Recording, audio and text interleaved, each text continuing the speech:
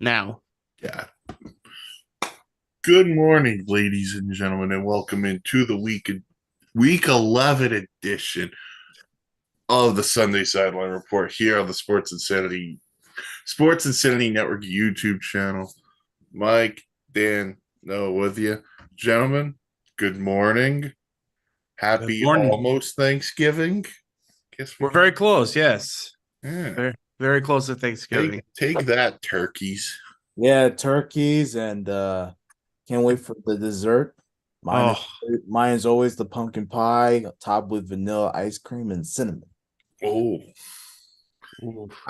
I'm not a big pumpkin pie fan. I'm also not a big cinnamon fan. So Yeah. I go for like the chocolate pie. That's usually my go-to. chocolate or I know it's not Thanksgiving, but Boston cream pie. Oh, Oh, interesting. Yeah. yeah. Well, all those options are better than the Thanksgiving extravaganza we're gonna have in football. So, Oh, Yeah, seriously. um, if a certain DC team went by its other name, we could have a field day with the Thanksgiving football games. geez.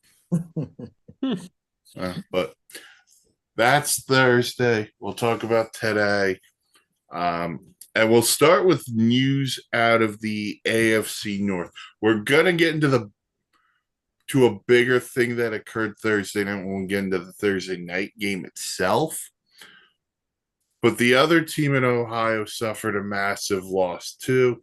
Deshaun Watson will undergo shoulder surgery, done for the year, along with Nick Chubb, who's also been done for the year for quite a bit. So, how do the Browns recover here?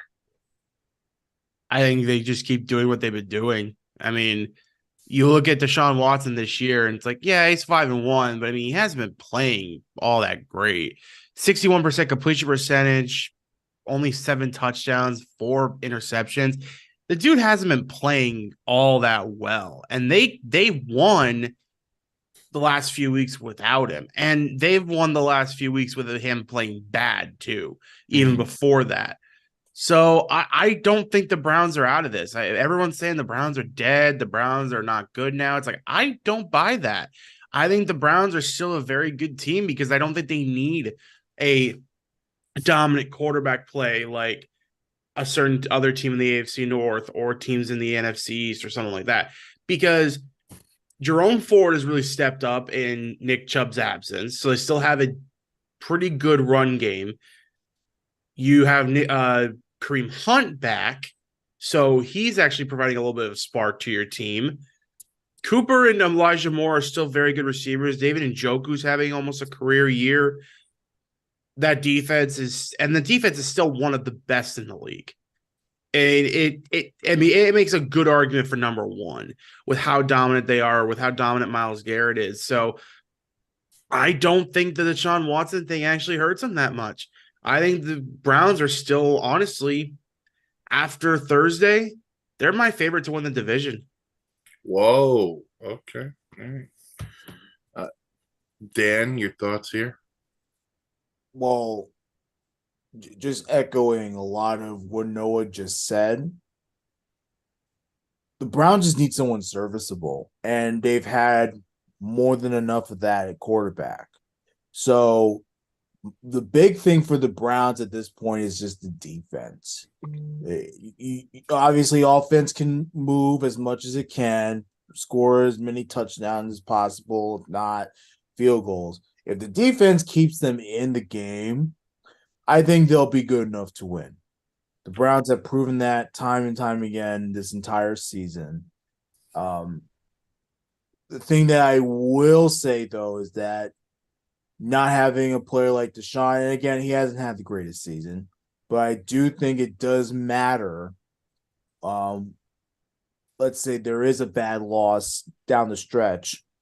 I think it will matter that Deshaun Watson's not in at quarterback if they were to have such a huge game. But that's a big if. Right now, I think they're in a good spot. They're in terms of the wild card teams. I think they're at the top right now. So Um, I think they could afford at least one tough one to swallow. But um, yeah, no, I have more faith in the Browns right now that they'll get the job done no matter what. And what it goes back to is one, the defensive presence, which has been terrific, and two, the coaching. And the schedule's very favorable for them here late. They get the Steelers today. We'll go more in depth on that in a little bit. But then they play at Denver next week, the Rams. Then they play the Jaguars, the Bears, the Texans before ending the season with the Jets and the Browns. So a lot of those games, I'm sorry, Jets and the Bengals, not the Browns.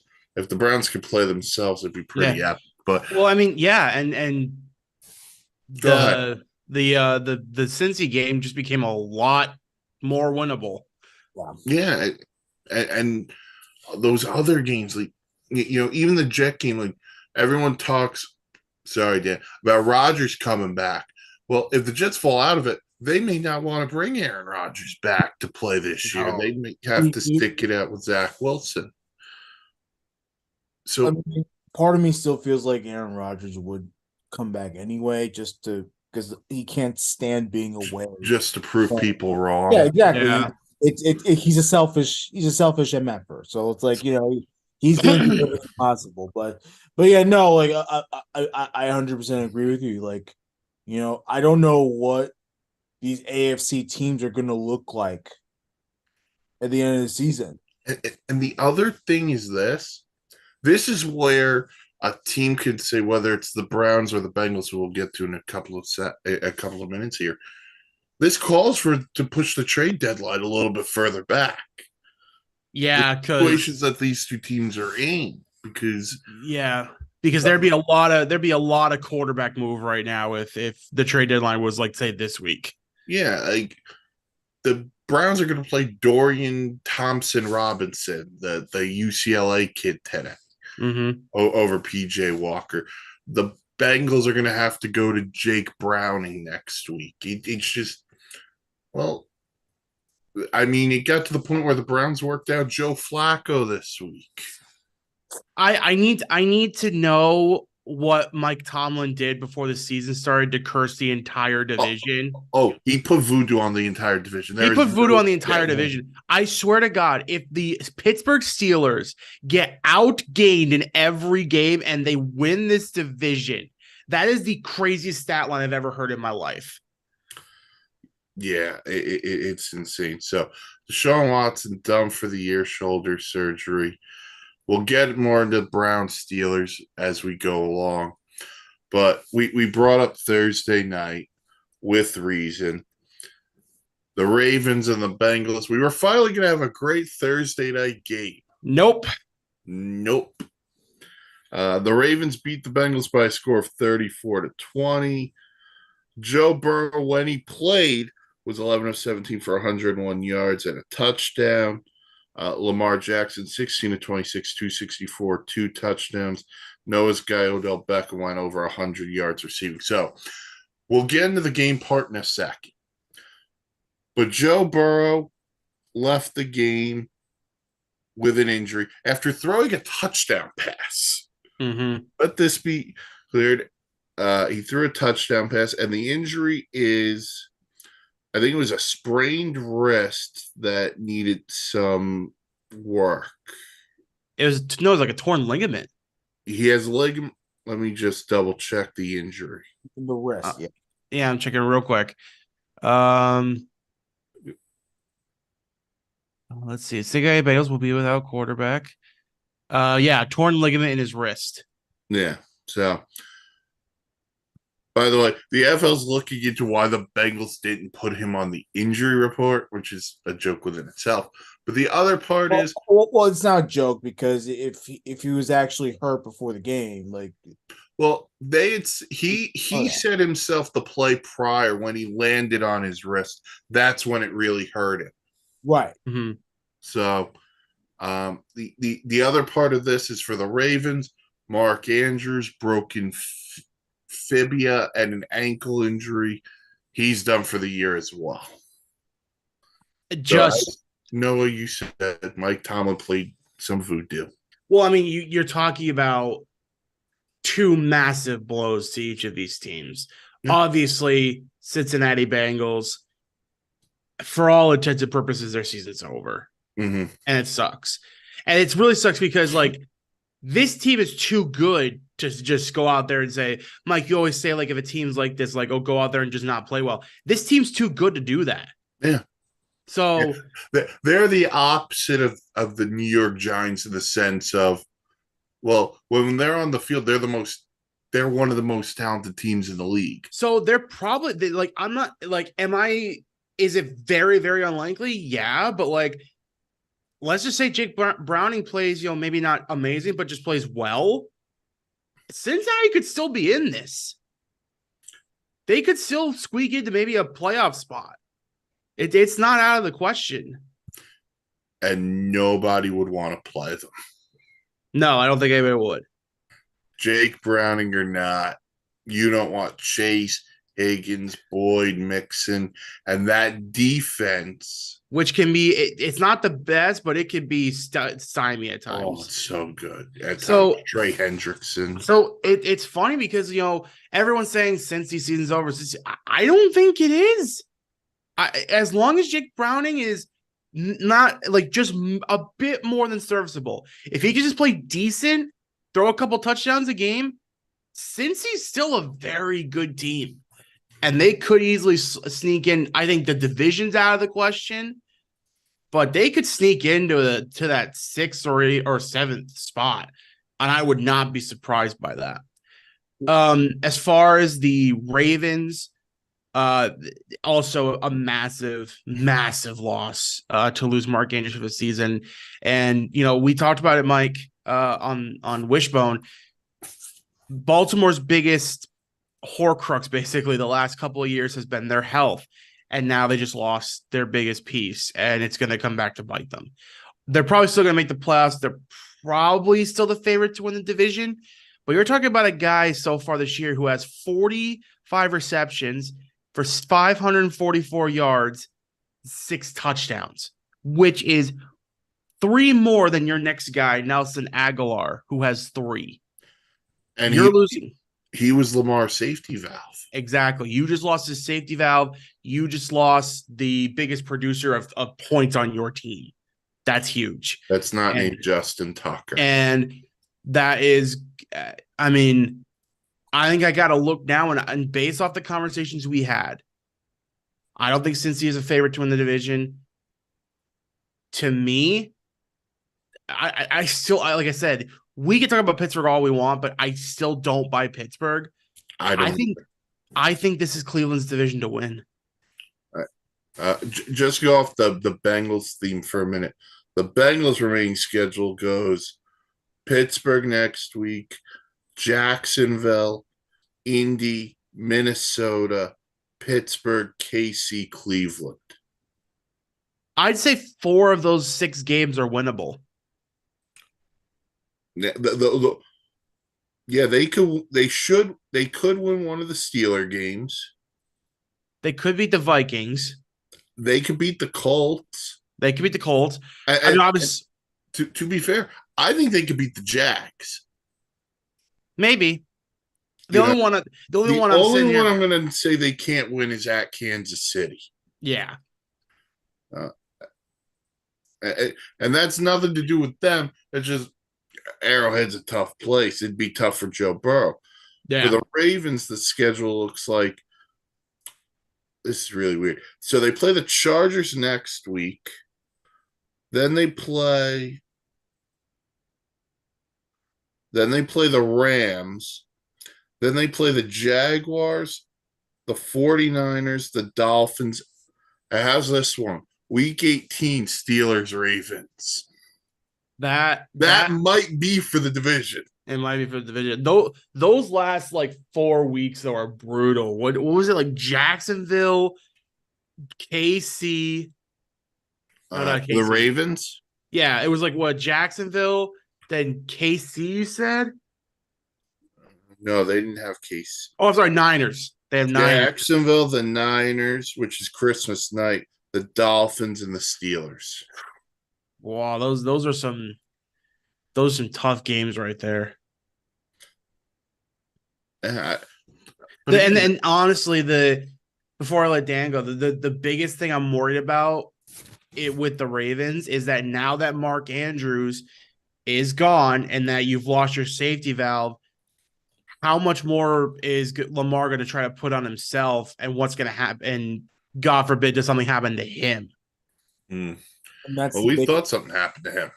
Yeah, on Thursday. Well, that's the biggest concern is that now, not saying that he doesn't have any weapons to go to. Certainly on the running back, he does. But receiving wise, I have not seen any big time plays from Odell Beckham. Maybe Flowers here and there can probably get some. Flowers has every once in a while that big game for them.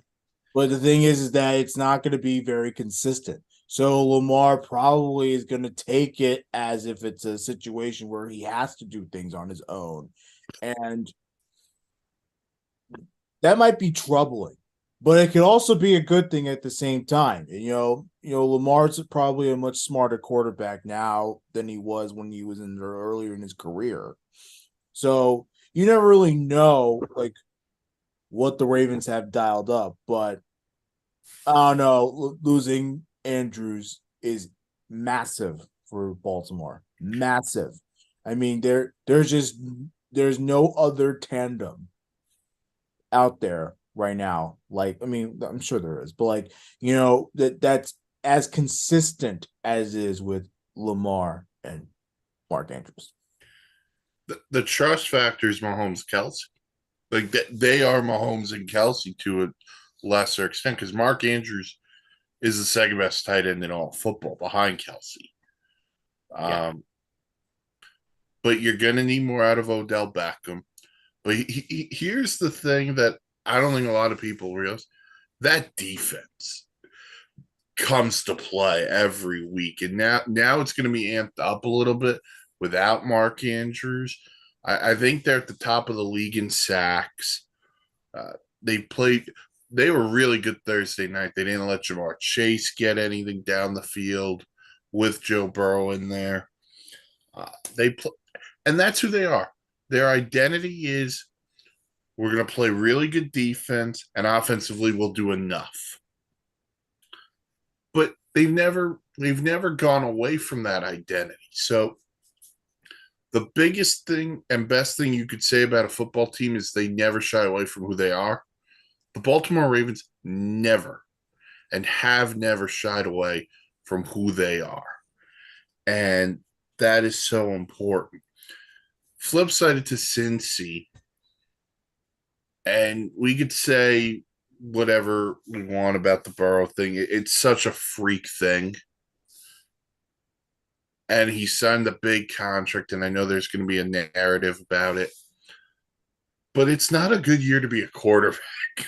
I was really literally not. the same thing. like quarterback plays atrocious league wide. Yeah, well, that and the injuries, like the Rodgers, injuries. Cousins, Yeah. now Burrow, Watson. It's like a domino. Daniel Jones. It's like a domino effect since Monday night week 1, where you had Daniel That's Daniel the Jones is done for the storyline. year. Kyle Murray was out half the year with his injury. Stafford missed a game. You know, a lot in the Derek Carr. A lot of it's in the AFC, which is just real. And that's why we'll get to the Jets in a little while. That's why the Jets are still in it because the teams in front of them all have either quarterback issues or injuries. Or you're the Raiders. Yeah, which I don't know. See, we mentioned all those injuries, and there's a little cry from New England going, but Mac's been healthy. Yeah.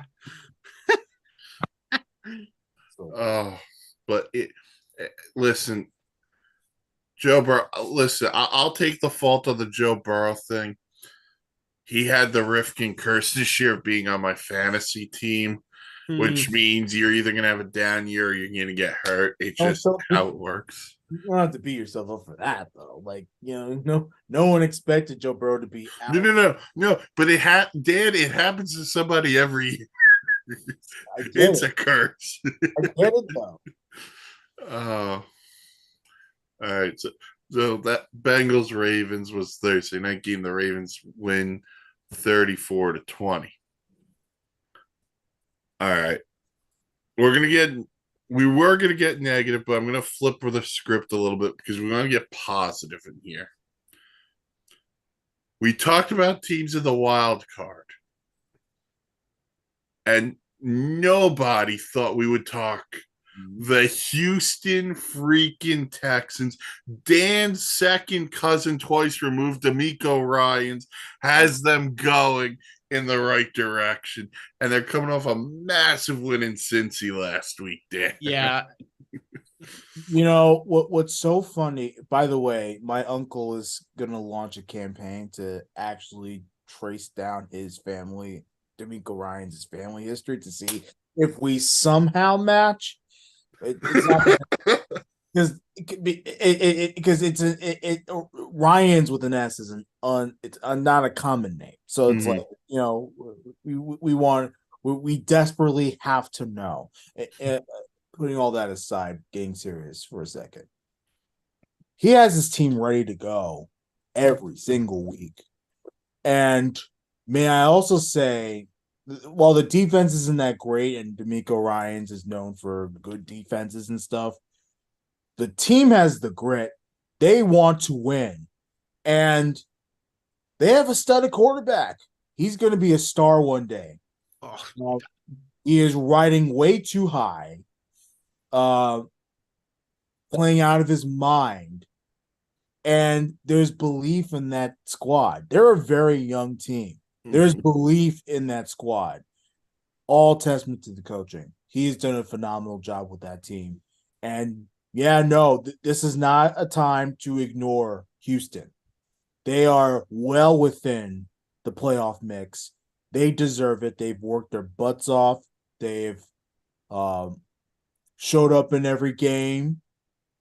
And, even against the biggest, matchups, they have come through so far.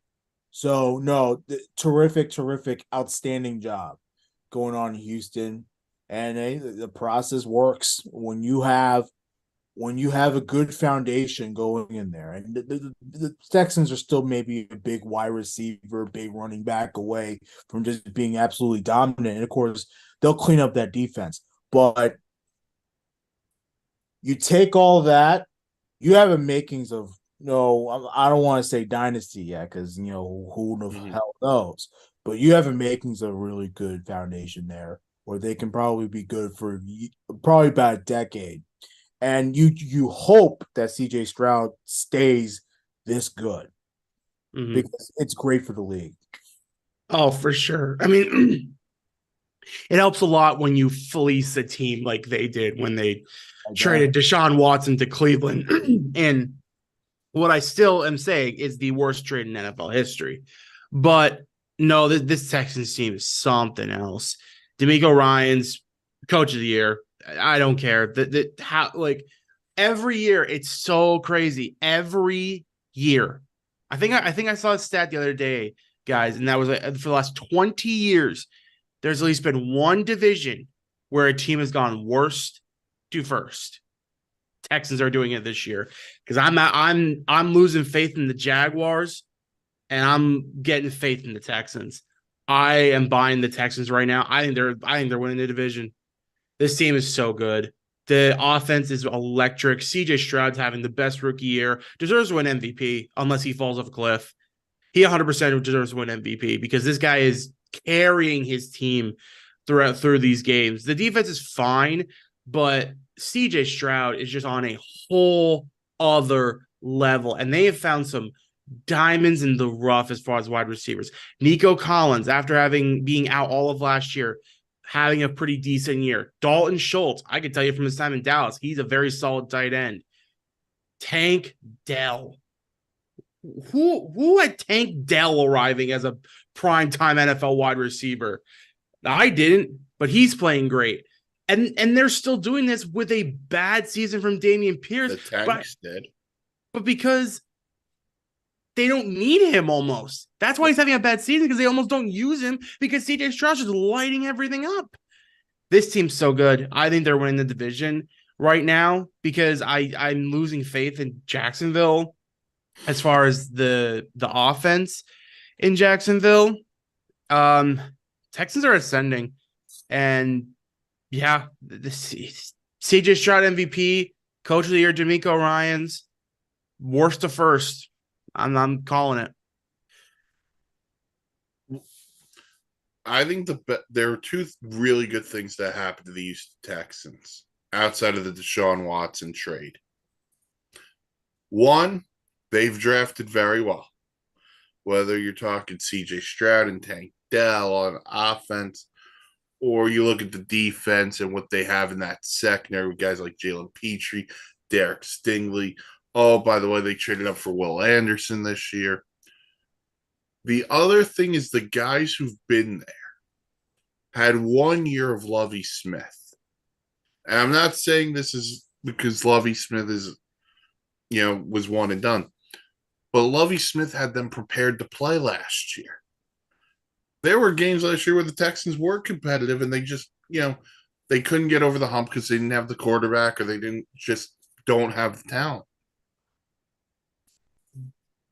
And they prepared to lose. Now they have a belief that they can win because they know they can compete with the league's best. And listen, is CJ Stroud going to win the MVP at this moment? I don't know. Should he be in the conversation? Yes. Should Dan's second cousin, D'Amico Ryans, be Coach of the Year? I think right now it's a 3-horse race, and he should be the one out in the charge, but we know how Coach of the Year voting goes.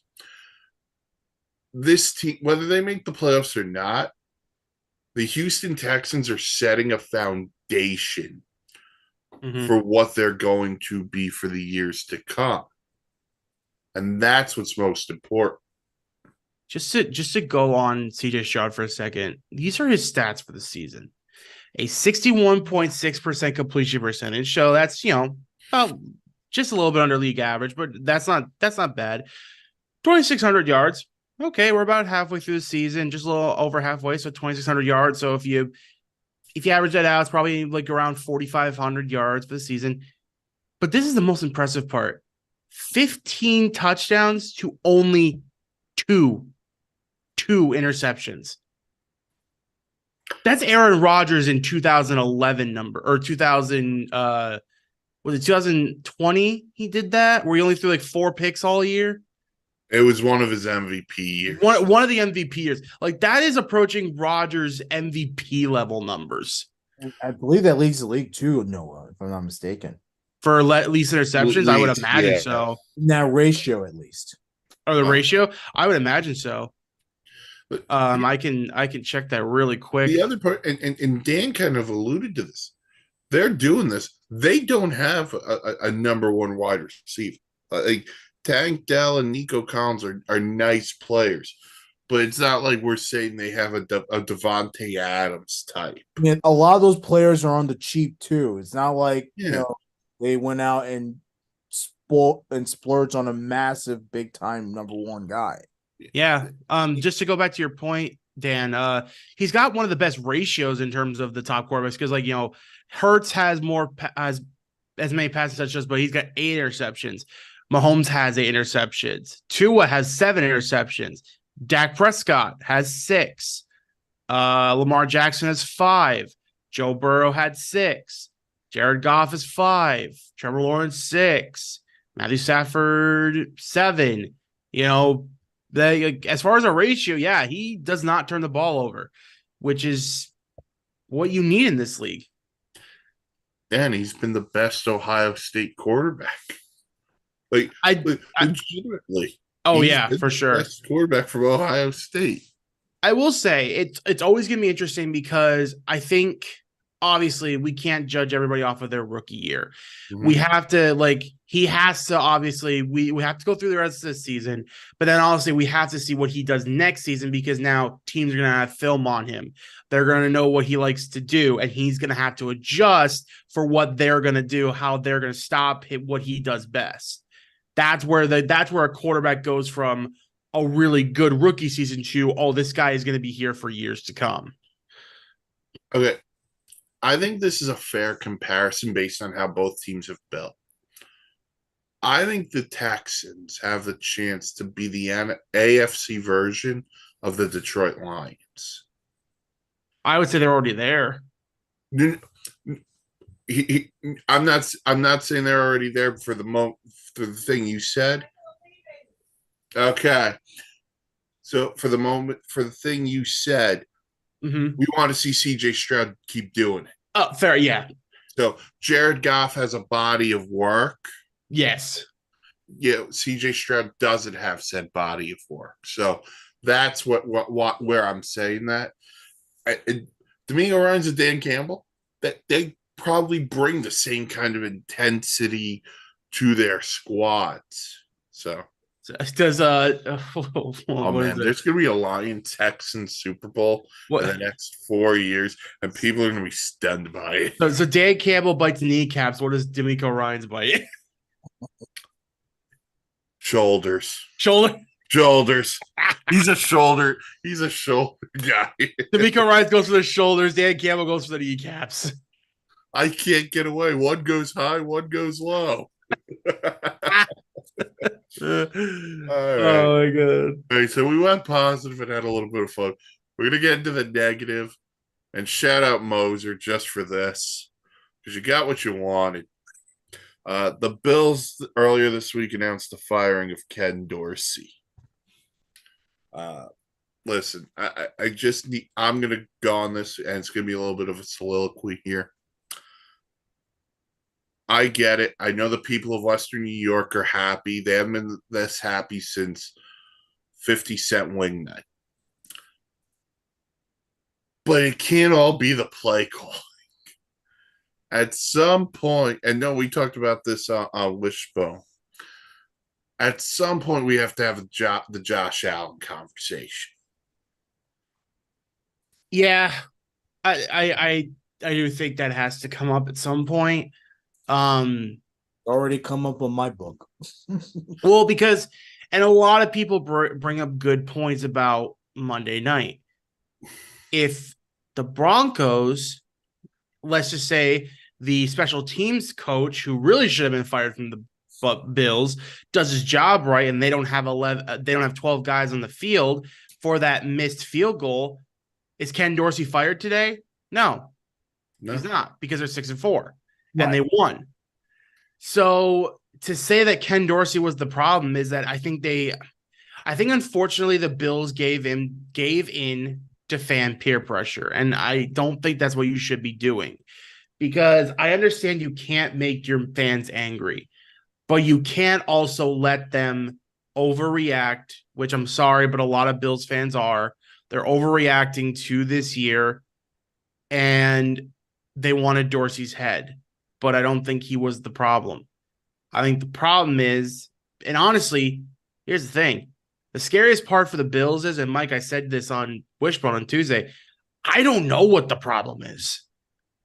I don't, because you could point to Josh Allen and say it's all him, but he's the reason you're in games a lot, probably. Obviously, yes, he has to clean up the interceptions. There's no doubt that he has to clean up the interceptions, and he has to stop throwing those really dumb ones, especially that one against the sidelines where it's like, just throw it away. Josh, who are you throwing that to? There's nobody there. Throw it away. Do not give the ball right back to Denver. But I don't know what the problem is. I don't know if McDermott's lost the locker room. I don't know if Allen's lost the locker room. Something's just amiss in Buffalo, and it's probably due to the fact that, Mike, you and I have said this how many times this season? They never recovered from 13 seconds. They never did. They've never recovered from that moment, and we can go through what everything that occurred for them last year, but you could still see psychologically was still in their heads. Now, you said we can't identify the problem. I can identify a couple of problems. One is we've never had the Bills have never had Gabe Davis take that next step they needed him to. That's a huge one, yeah. That's a massive one. So when the Bills were really, really good, and this is 2, 3 years ago, the receiving core was Stephon Diggs, Knox, your guy Cole Beasley, who right now has no shot in the league. Take that as you will. And then you're getting into the Gabe Davises and the Khalil Shakurs. Now all of a sudden, there is no Cole Beasley. So everyone else has to move up a peg. And Gabe Davis just hasn't become a number 2 wide receiver. He just hasn't done it. I mean, one of the picks against the Broncos was like hit him right in the hands. Right. And that's a problem. And you brought up something else. And you said, the special teams coach doesn't allow 12 men. Well, I make the case if the Broncos were a better football team, the Bills are never in that game. Probably not. No. Because they had to kick, the Broncos had to settle for field goals. But Gabe Davis is a problem. Listen, I like Sean McDermott. I have a lot of respect for Sean McDermott. I think it might be time for Sean McDermott to go. It might be. But here's the other point for people in Buffalo. I would not go for a first-time head coach. This team is ready to win. You need somebody with some experience. And the guy on the sideline from you Monday night probably would have been the perfect candidate, in my opinion, and Sean Payton. But we now know where that stands. So if they can get an offensive mind in there to help Josh Allen clean up the mess, develop another receiver here and there, defense is solid. They just have injuries. They'll figure this thing out. The Milano injury was massive for them. Milano and Trey White. Trey White's a shutdown corner when he's healthy. Yeah. Yeah, it's sad. It sucks for them because you watched, Mike, you and I were there watching that game, the 13-second game, and we were at our friend Nate's house, and he was just dejected, as anybody would. Your team's up 3 points with 13 seconds left, and you somehow, by letting them get the field open and Mahomes magic, they win. It's like, how does that happen? Like, I honestly think that could go down as one of the most devastating losses of all time. Yeah, because it really has just set the Bills back. Because I could not, like, just imagine for any of our teams. Like, imagine if the Dolphins got to that point and did that, or the Jets did that, or the Cowboys did it. I would be devastated. I would, like, that would just be like this, like, pit in my stomach of like, you gotta be kidding me. Listen, no, I'm going to go off on a side note here. I'll go to baseball terms to relate this. I've never recovered from the New York Mets losing Game 7 of the 2006 NLCS when Carlos Beltran refused to take his bat off his shoulder and looked at that Adam Wainwright curveball. I know they went to the World Series in 2015, but I won't recover until the Mets actually win a World Series. Yeah, I mean, there are so many instances of just teams that get there, they have these devastating losses, and they don't recover from them. And I think what made it worse was it wasn't, against, the Dolphins or even the Bengals. It was against Mahomes and the Chiefs, who they've been trying to get over that hump for the last 3-4 years. And since Dan, your thoughts here? That's the thing. Chiefs have won a Super Bowl since then too, so it's like, that just makes matters worse.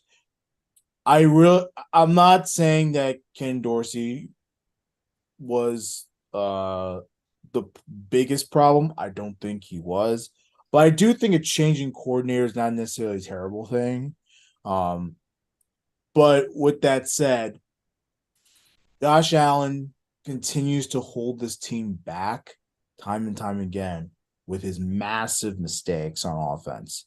And right now, we're talking about quarterbacks that have had terrible play. I think he is by far the worst of the play. Yeah. He's the worst, and he's the reason why we hold him even to a higher standard is because he's been to an AFC Championship game. He's played in those big games in period. Like he's led the Bills to playoffs. No, this is a quarterback right now that has regressed, and right now the team is not progressing because of it. It's letting the entire team down. So obviously it's not all coaching. I do, however, believe McDermott has pretty much reached his limit. We probably know what the type of coach he is, and this is probably as far as he's ever going to get. So maybe changing coaches isn't necessarily a bad thing for Josh Allen, but Josh Allen's got to get out of his own damn head. You know the play that sums up the Bills' season at the moment? Yeah. Monday night, when he goes to hand it off to James Cook, and he dropped the ball. Mhm. James Cook never had it. He just fumbled the handoff. Like that feels like a microcosm of what the Bills season has been. Well, One big giant fumble. yeah, and you know what? There's a lot of factors to it too. I really believe, I don't know if you guys believe this during the offseason. I truly believe there was actually a rift between Stephon Diggs and Josh Allen. I really do. Yeah. I think that's a major factor too, why they haven't connected very well in the past year or two. Um, And then you got Trayvon yeah, tweet coming in. you Yeah, know, that's not something. If I was Stefan, I'd be like, "Listen, dude, I know you're hurt. Just let me do my thing. it's getting ugly right now in Buffalo. There's a whole Storm's coming." it's a whole thing that cannot be ignored, and I think Bills fans have every right to be scared. I think they have every right to be pissed. Think they have every right to Mm-hmm. have all those feelings because you've pretty much wasted. The window was closing after 13 seconds. The window's like almost shut if they I, don't make a playoff. I would argue it is shut. I would argue it's done for right now. Because someone has to go to Josh Allen. And I think, Mike, it goes back to your problem of he does not have that second guy that he trusts. So what does he do? He forces the ball to Stephon Diggs.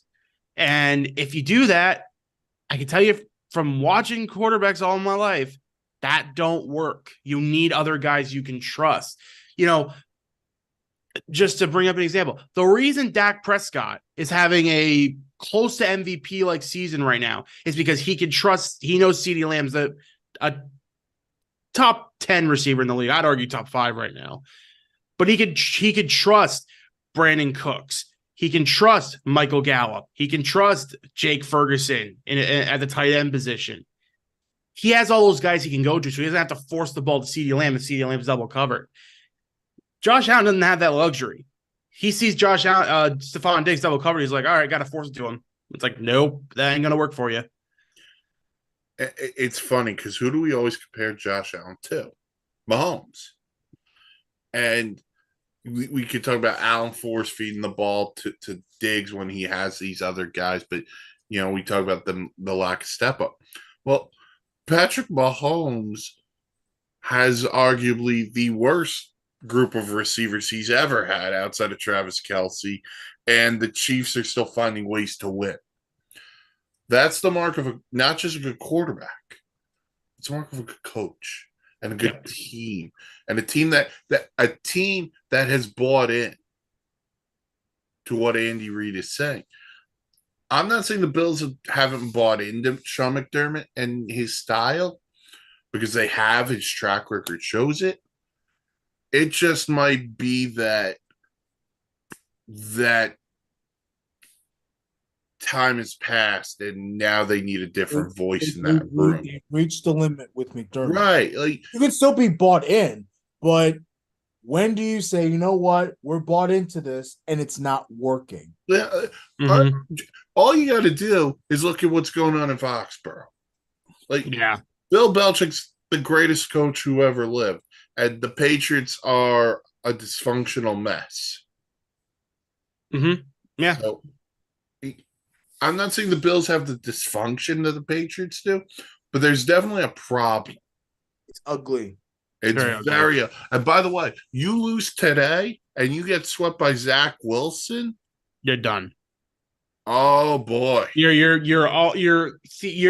not mathematically done, but you might as well be like no, emotionally done. you I are think done because I you don't think have tiebreakers. I think the margin of leads also going to matter too. Like where the amount of mistakes, how the Jets beat you. Like if that were to happen, not saying it will, by the No, way, but but but I'm just saying how if they were to lose, it's how they lose.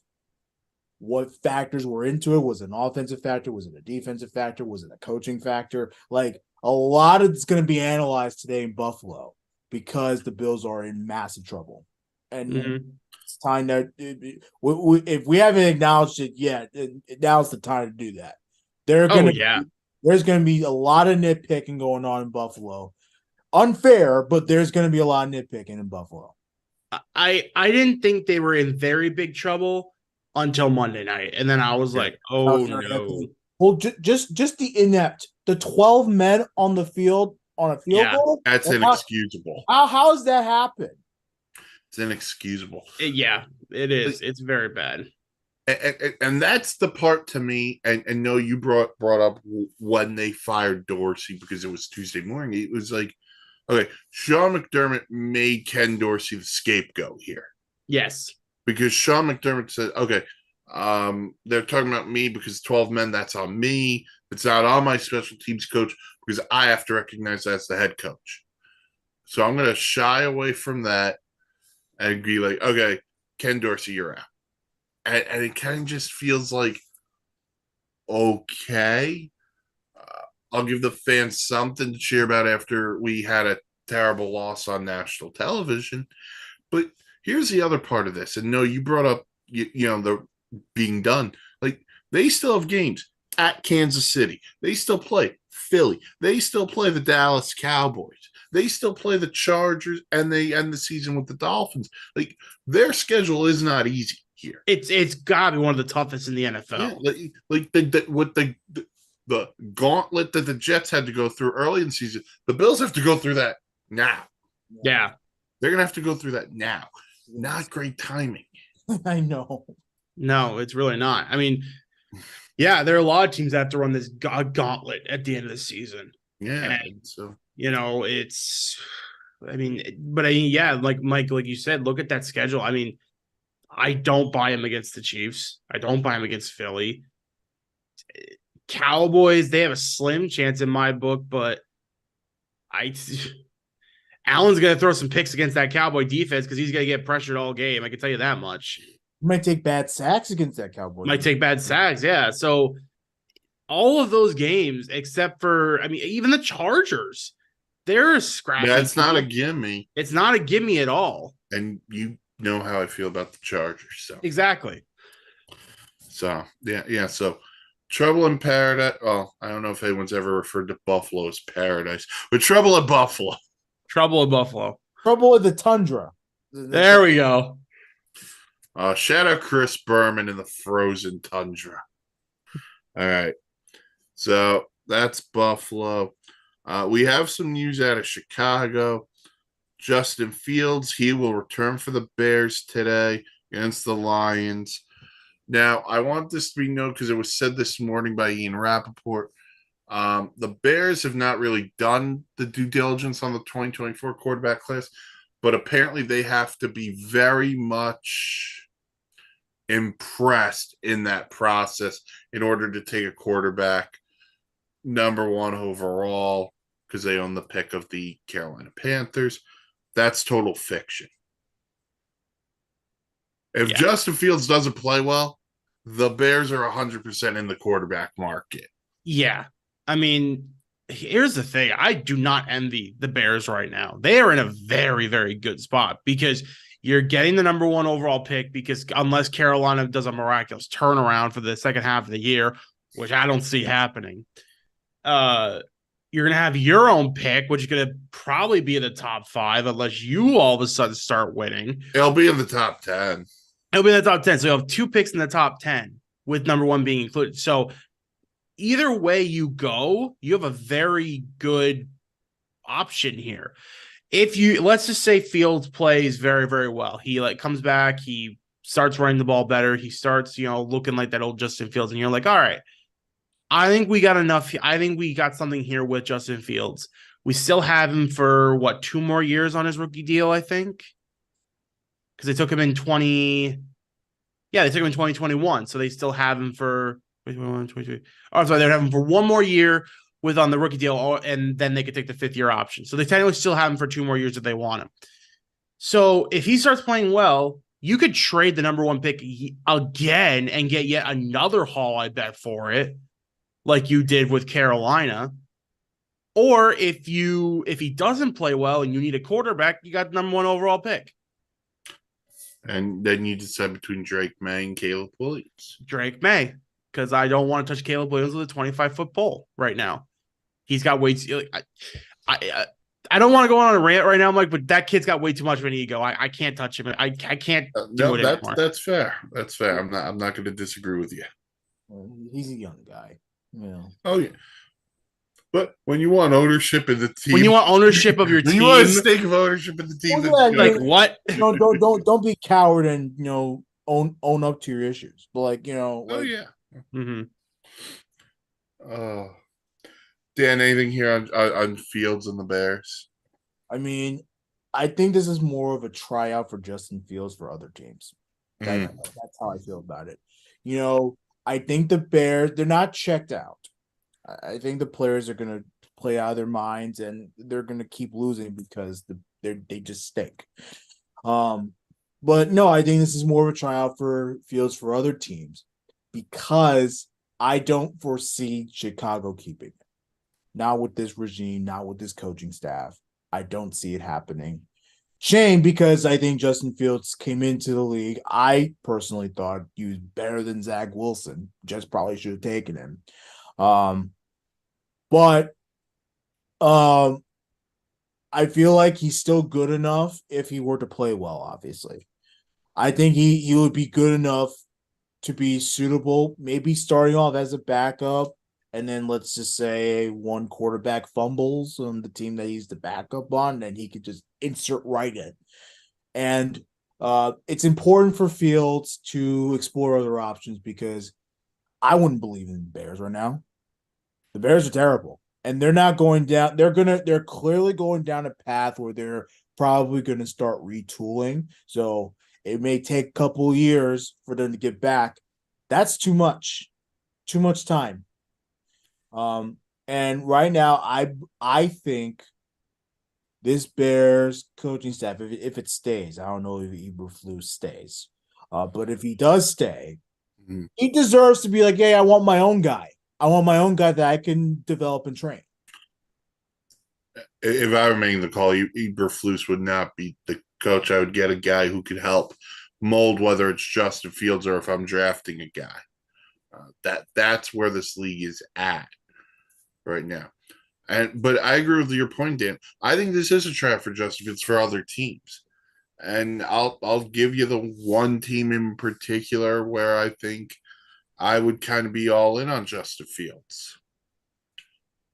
If I'm the Rams and Matthew Stafford's deciding to hang him up, forget drafting a guy. I would consider getting Justin Fields. He's young enough to where I could have him be my quarterback for the next 7-8 years if he plays well enough. Yeah. I think that just him in a Sean McVay based offense just could be a lot of fun. Yeah, it definitely could be. Yeah. So, all right. So Justin Fields, he returns today as the Bears play the Lions. Very disappointed. That's been like the Thanksgiving game the last 2 years. Very disappointed that it's not this year. But on to our games of today. We mentioned one earlier in the AFC North. Noah's guy, Mike Tomlin, and the Pittsburgh Steelers go to Cleveland to play the Browns. I don't know how Pittsburgh's 6-3, but they're I 6-3. I don't get it. They stink, dude. I mean, They are not a good football team. you know And what? there's Credit just continues to go to Mike Tomlin. He, for whatever reason, these Steelers, and I'm sick and tired of the Steelers. For whatever reason, the Steelers are always winning games. They're always either well, at 500 or above 500, and they're well within the mix every single year. I and don't the know how it happens. and the worst part is that they're gonna if they somehow squeak into the playoffs, because again, I don't think they're favorites to win the division, but let's just say they're the number 6 seed. They're gonna go to a team like Baltimore or Jacksonville or Houston or places like that. They're gonna get exposed in the playoff game. Like they're gonna get demolished. It's gonna be like that year that the first year that they put the 17 playoff in, and remember Pittsburgh just snuck in when Roethlisberger was having his terrible year. Oh, they play Cleveland. No, they played. I'm able that the year they played KC. Ah, And they went to KC and they got absolutely smoked. It was like 35-10 or something. And it was just like, oh man, this 17 playoff might not be a good idea because you're letting teams like this just slide in. It's like, Jesus. this is bad. yeah, like the defense is fine. By the way, you want to talk about an MVP candidate? He'll never win it. But TJ Watt is an MVP candidate. He's the reason they win games. He's the reason. By the way, flip side to Cleveland, Myles Garrett could be in the MVP conversation. I think whoever wins this game is the division favorite. Oh, over Baltimore. After losing Mark Andrews, yeah. But by the way, if Pittsburgh loses this game to Dorian Robinson-Thompson, or Thompson-Robinson, however it is, and Kenny Pickett continues to look not great, we might need to have a Kenny Pickett conversation. Mm. And the people of Pittsburgh, you're going to want to build your picket fence around him. I know he's a Pitt guy, but I have yet to see the reason why you think Kenny Pickett is the guy. Well, he's not the reason they're winning games. No, he's not. Put it that way. Actually, I hate insulting this, but he's Mark Sanchez. When the Jets were in those AFC title games, Mark Sanchez put up 20 points. Defense will hold the other team. It kind of feels that way. Yeah, it really does. Mark Sanchez had a way better running game, and the Jets did not. Oh, I'm not arguing that, Dan. The Jets have way more talent than the Steelers do. Yeah. I'm just talking about from the style of play. He plays like a game manager. Yeah. Yeah, and look, in the NFL, that's at the bare minimum. That's what you need. But he stinks. He's not good. No, that's the problem. Yeah. Yeah, not at all. The fact that they're 6-3 is just ridiculous and they get such lucky breaks too. Like Stafford just throws one interception to Pickett, doesn't throw any. It's like, that literally is the game. That's the game. If the Rams had a timeout, they could have challenged that fourth down spot. It gets reversed. The Rams get the ball back. Yeah, and then they had Baltimore gifting them a game. Like, what was that? Yeah. Like Baltimore's been dominant all year. They go to Pittsburgh, they put up 10 points. It's like, what the heck is that? Yeah. All right, so you got Steelers, Browns. You got an interesting one in the NFC. You got the Bucks going to San Francisco to play the Niners. This is a huge game for the Niners because we saw them dominate Jacksonville last week. Because I don't know about you guys. I'm out on Tampa Bay. I'm out on Tampa Bay. They win the division. You can be out on. They just got to cover the plus 11.5. Yeah. But here's the thing. If, let's just say last week was a fluke and all of a sudden Brock Purdy struggles. The defense doesn't. I mean, defense should kick ass. Let's be honest. But if they struggle, we're right back to that conversation we had a couple weeks ago of, man, San Fran's been on a pretty downward spiral. I mean, let's let's say, for example, they lose today. That would be 4 losses in the last 5 games they played. That's rough. Yeah, last week I felt like they got their swagger back. And they definitely could have. When they got Debo and Trent Williams back, it felt right. You know what I mean? But I'm gonna flip this to the ball. I'm with you. I'm out on the Bucks, and I've said this for the last, well, really the last couple of months, since Brady retired. It's time to retool this thing. Like, Baker's not your long term answer. Dan knows all about Todd Bowles. Mike Evans, I love Mike Evans is a future Hall of Famer, but I don't think he should be there anymore. I don't get why they extended him and Godwin. I don't know. This team just feels like they want to keep living in the past. They were a team that started off the year pretty well, and we're all like, oh, maybe there's something in Tampa Bay, but then they reverted to what we thought they would be pretty quickly. Yeah. So, well, that, and also they get ahead of themselves. You see this Tampa Bay team, you notice that they can easily think that they're better than you, but then the play shows otherwise. So they're frauds from the beginning. I never believed in it. I always thought Todd Bowles was a bad coach. He was a bad coach with the Jets. He's a bad coach now. And the team is reflecting of it. The coaching staff he has there is absolutely atrocious. The team does nothing. They don't do anything. So yeah. I'm mostly out on the Baker conversation. We have to stop making Baker out to be as if he's some sort of savior. Like, he's a backup, and that's okay to say that. Like, and look, if my comments come off as a little ridiculous, I don't care. No, I don't disagree with you. I think Baker Mayfield's a guy who could compete for a starting job, but I think if Baker Mayfield is your starting quarterback in this league, you have a little bit of a problem. Yeah. He turns the ball over a little too much for my liking, but he'll have moments that say, okay, Baker, I see what you can do.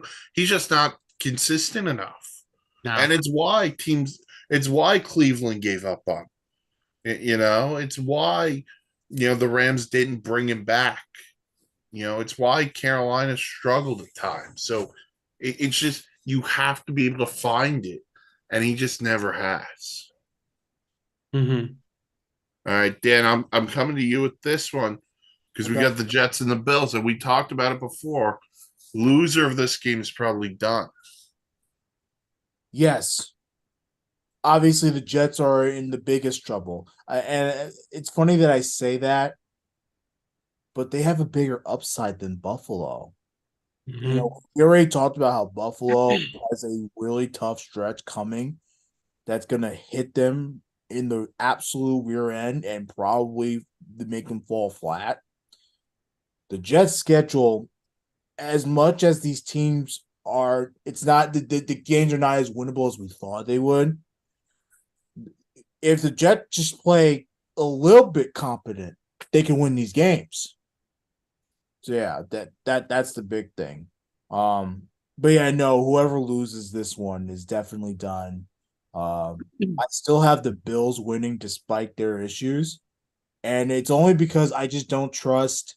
And look, I think I want to reiterate this: the blame should not all go to Zach Wilson because there are other factors on this team: the coaching, the penalties, the drop passes, the defense not coming up with big plays. And I know that wasn't talked about a lot because the Jets defense gets a whole lot of praise. The Jets did not stop the Raiders from scoring a touchdown and when they absolutely needed to do that. And yeah, I think Zach Wilson has been the entire problem, and it's unfair to say that he has. But he cannot lead an offense, man. Like, No, he that can't. that's that and that's the biggest thing. It's like, we need a quarterback that could that you have confidence in, that every week they're gonna score, they're gonna kick ass on offense, and then the defense is gonna be putting with the bread and all that stuff. You know, so it has been very frustrating to watch Zach Wilson at times. Again, I think the game against the Raiders was very promising. He actually didn't have a bad game, but for most of the season, the narrative has been the same. The Jets have tried to play this very vanilla, very conservative offense because they don't trust the quarterback. And this is where I challenge the coaches. And this is exactly why I don't blame everything on Zach Wilson. If you know you don't trust the damn quarterback, why aren't you actively getting someone like a Tim Boyle ready or a Simeon ready? Like, why are you holding this team back? There's Why aren't you getting other quarterbacks like a Carson Wentz? I Like, was like Joe Flacco. He's walking to Cleveland. I know Joe Flacco's has had many stints with the Jets, and he looks like a statue at times. Way more competent than Zach Wilson, and we know it. And then, even though Joshua Dobbs, I'm not asking for even if you just give up whatever pick to get him, I understand there was probably a thing where I think he only had two teams in mind, but you mean tell me you couldn't call the Cardinals about a 6th round pick?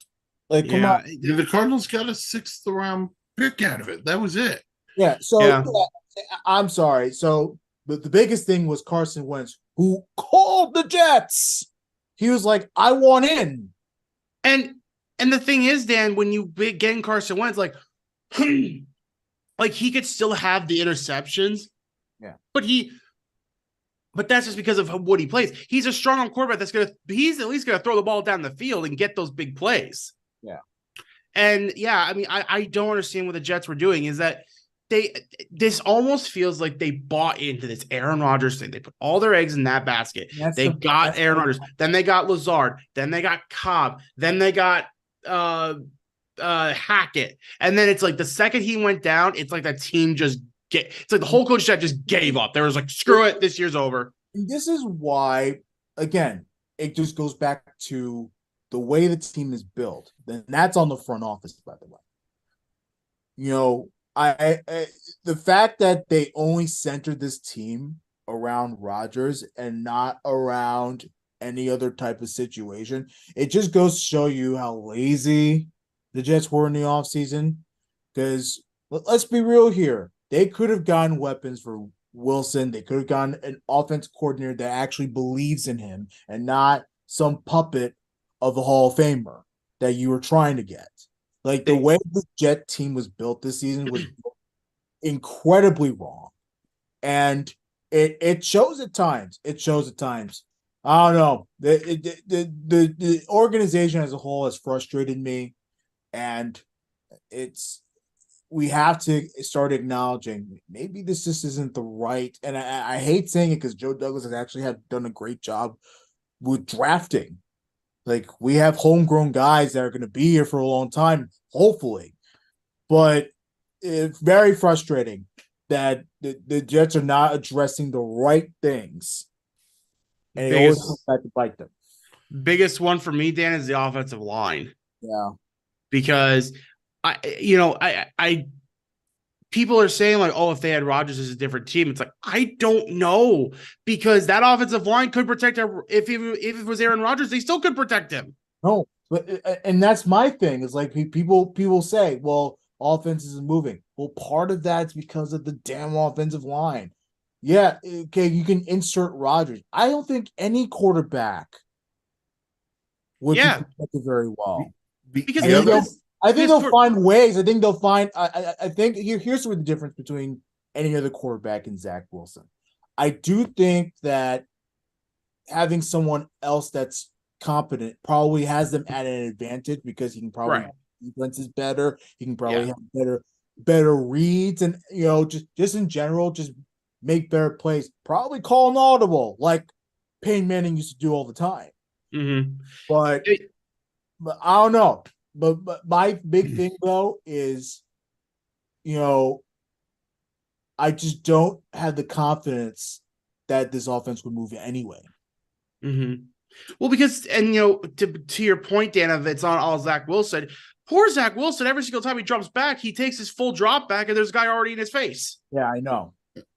Well, two full thing here. Well, a couple of full thing. One, Dan, you're right. They never actively searched for a backup in the offseason. And that's a massive problem. They thought they were okay with Aaron Rodgers at 40 years old and think that can mentor Zach Wilson. There is a problem with that.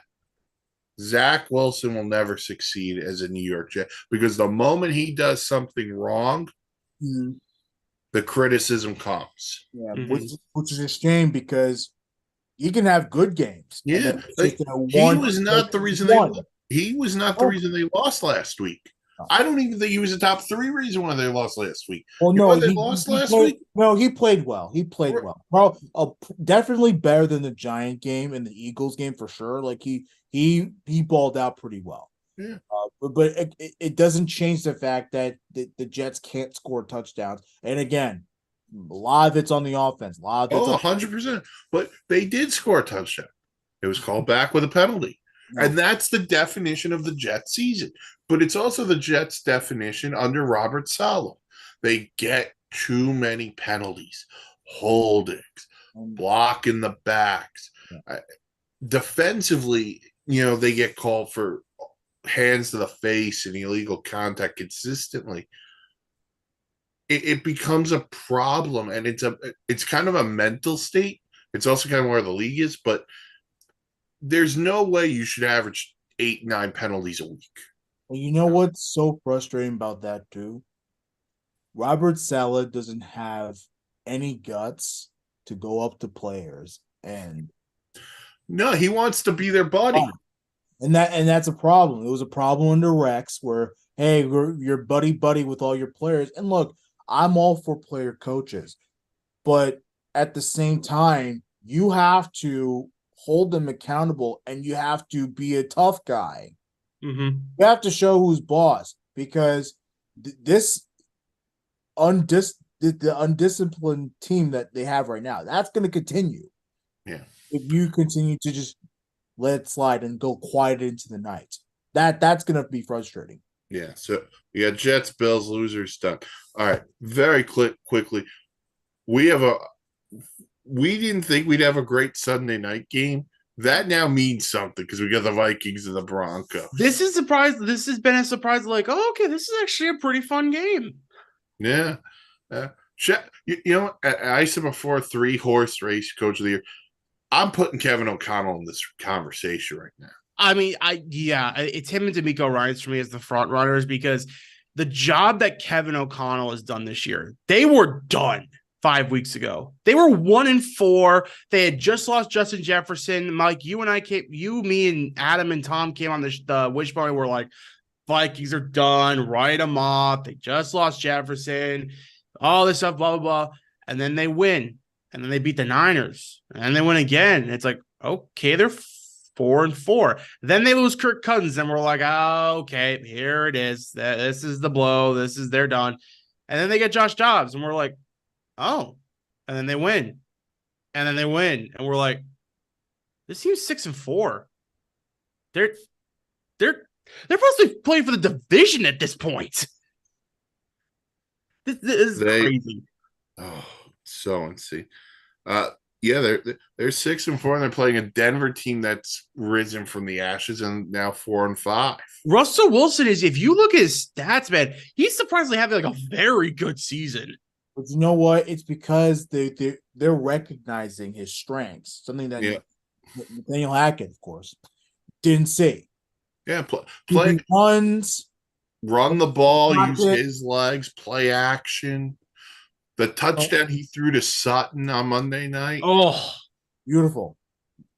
By the way, thanks for realizing you have two pretty good receivers in Jerry Judy and Cortland Sutton. Thanks for using them.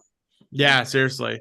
No, Sean Payton has done a terrific job. Yeah, he's turned that around. And And then, it was not going to be pretty anyway because the Broncos were always under the they're always behind it, and it was going to be a tough season. They're in a very tough division, a very crowded AFC that all of a sudden has gotten easier.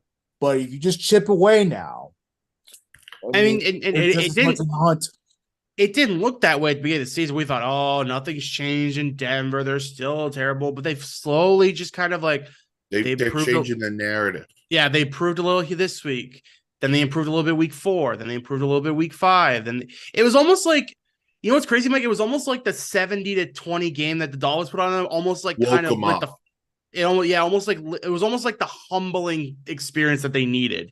You know what it was to me? Like that game.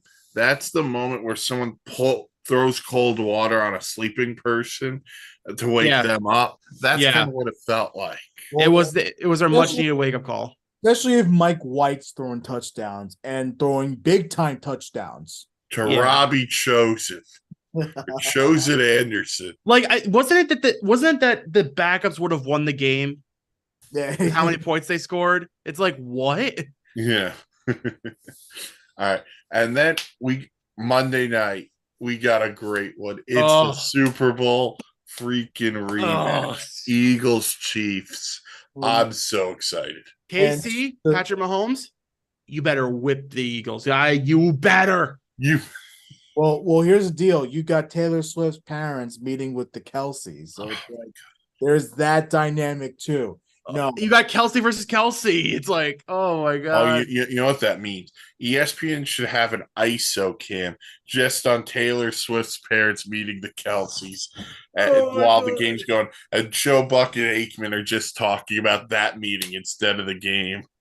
Well, you can't do that with this game because this game's gonna be so much fun because that Super Bowl last year was one of the better games I had seen, and this game's gonna be ridiculous. That was a good game.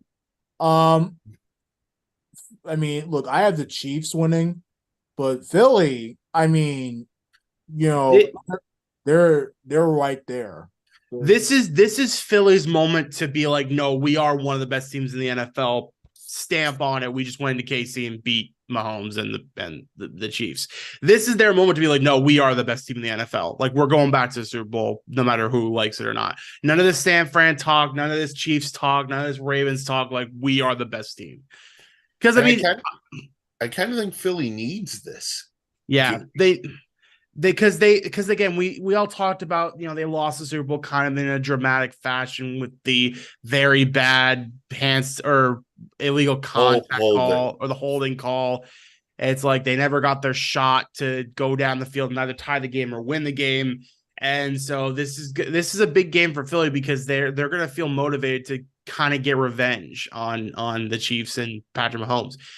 And I agree with I believe it was Woody on Sports Center.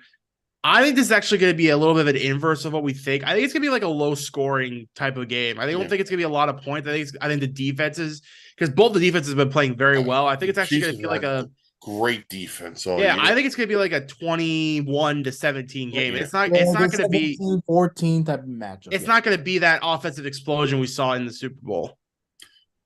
Yeah, but the reason why I think Philly needs the game is Philly does. I know they beat the Cowboys a couple of weeks ago, but they haven't been as dominant as they were last year.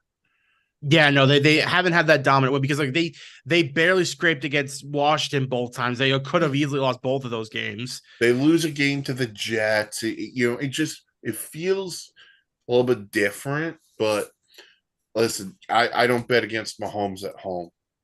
No, Mahomes at home. Well, it's a tough environment. Arrowhead, it's very tough environment. Yeah, 100%. So that should be a fun one. Frustrate the heck out of the Eagles. Yeah, should be a very fun Monday night game. Look at us getting 3 decent primetime games before next week, where Monday night is Vikings Bears. Yeah, well, Sunday night's actually not bad because isn't that Ravens Chargers? That's actually pretty decent. And by the way, the late Thanksgiving game, the Thursday night, I think is Seahawks Niners. So Oh yeah, that's gonna be fun. because Lions, Packers, and Commanders Cowboys, neither one of those is that fun. Nah, probably not. No, Maybe let me Commanders rephrase put it. Unless you're a Lions fan and a Cowboy fan, it's probably not going to be that fun. All right. I'll have a good Thanksgiving. You'll have a good Thanksgiving. All right. We'll end it here. One last thing. Fantasy player of the day. Fantasy player of the day. This is a tough one because there are a lot of tough matchups this week, but give me Jared Goff against that Bears defense. Oh, Jared Goff. Another guy who's had a really nice year. Really good season. Amon-Ra St. Brown's been exploding. Sam Laporta's been a very like CJ Stroud's obviously had the best rookie season, but Sam Laporta has been kind of there, just like, hey, don't forget about me. And Jameson Williams now back in the lineup, getting really settled in. Jahmyr Gibbs and David Montgomery are still both taking off. So yeah, I look for Jared Goff to have a big day against the Bears. Dan? Dak Prescott against the Carolina Panthers. Blow them out, Dak. You got this. Mm-hmm.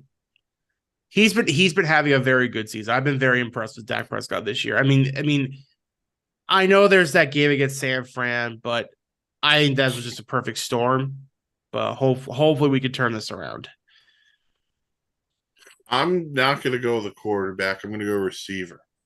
Terry McLaurin against the New York Football Giants. Okay. Listen, the Giants are terrible. I think Washington has their quarterback in Sam Howell. Get Scary Terry the ball. Hey, you know what's crazy about Washington, to go off your point really quick, Mike, is that they haven't been bad. They're like 5-5. If they win, they're 5-6. If they win today. Yeah. Like you're right there. Yeah. You're probably not going to do anything this year, but no one thought you would. Mm-hmm. The best thing I could say about the Washington Commanders is I think they found their quarterback. Yes. So, and people keep dismissing this offense for whatever reason because they're not quite there yet, or because no. I mean, you're playing a I trust in his second year. I trust Eric Bieniemy. I always have. Yeah. It's very, very evident. How he has not gotten a coaching job is beyond me. It's absurd. It's absurd. Look, he's done a great job with Sam Howell. It has not been easy for the Commanders. Commanders have had a lot of ups and downs. Receivers aren't playing up to par. Lately they have, but for most of the season they have not. And the line isn't great. Yeah. So. And let's be honest, Ron Rivera. I don't think Ron Rivera's back next year. Yeah. That's a whole nother conversation. Yeah, no. I trust Sam Howell and that Bieniemy offense for sure. All right. That'll do it for this edition of the Sunday Sideline Report. We're back every Sunday here on the SI and YouTube page. Check out the website, www.thesportsinsanitynetwork.com for great blogs, logs, planes, trains, and automobiles. Follow us on the socials. We're on Facebook. We're on Twitter at @SInsanityReal.